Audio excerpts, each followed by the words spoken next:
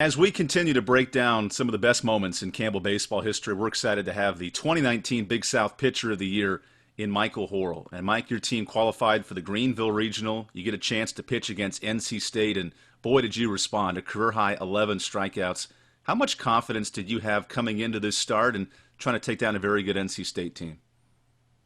Yeah, we were coming off winning the regular season championship in the tournament, the Big South tournament, make it to the regional. We were really clicking at the right time. We were playing some really good baseball. We had a lot of guys stepping up in different areas. So going into the regional, we just had a lot of confidence that we weren't only going to come in and compete, but we were going to come in and win. As the game progressed, you were not known as a strikeout pitcher in your day at Campbell, but very good at strikeout to walk ratio. And something that impressed me from this start, 0 walks and 11 strikeouts. How much feel and command did you have on the hill? Yeah, that was one of those fun days where you just have every pitch working for you. Normally when you go into a start, you have at least one, maybe two good pitches that are working for you that day. I was lucky to have all three of them working, so really just everything just kind of clicked together. I was able to look at the fastball in and out, threw the changeup wherever I wanted it, slider wherever I wanted it, just kind of kept them off balance, really hit my spots very well. Really all just came together.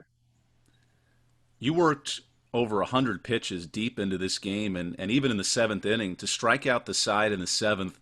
What was going through your mind? Because we see the reaction after a couple of those strikeouts. It really felt like your energy was at an all-time high in that inning. It was a huge spot in the game. We were up by one, and they had reached on a leadoff single. So it was a guy on first, no outs in the seventh. We had a one-run lead. Like I said, I was up over 100 pitches, but I mean, I was working off pure adrenaline. The guys in the dugout were providing a bunch of energy for me. Really, I just wanted to just shut down the state lineup and get out of that inning for them, and just hold on to that lead.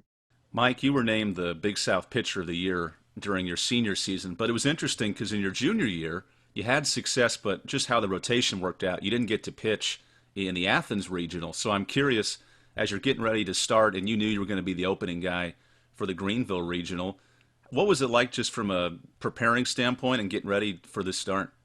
Yeah, so obviously I didn't pitch in the Athens Regional my junior year, just the way the cards fell. But yeah, being able to start that opening game in the Greenville Regional, I was stoked to do it.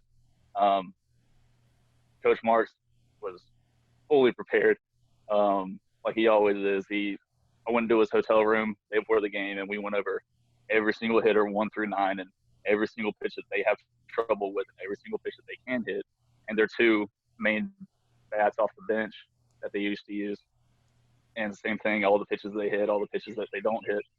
And we just went through every single hitter, strengths and weaknesses, and we just really put together a solid game plan. After giving up the 3 runs, and a couple of those due to some errors in the third inning, what did it take for you to settle in and keep your team out in front in such a tight game throughout the rest of that night? Yeah, well, putting up 4 runs in the first inning, that was definitely huge for calming the nerves. But then, like you said, third inning came around.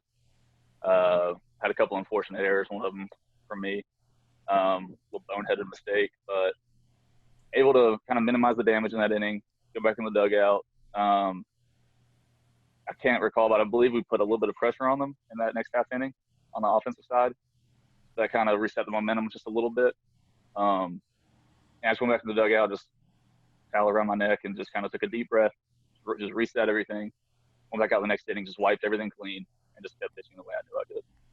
So I'm always curious. You have to sit around all night. You know, you've been taken out of the game, but as you're coming back the next day with the result so much in hand, with 1-run game, late in the ninth inning, how are you able to keep your composure? And what did you think of Landry Moore and his ability to finish that thing off?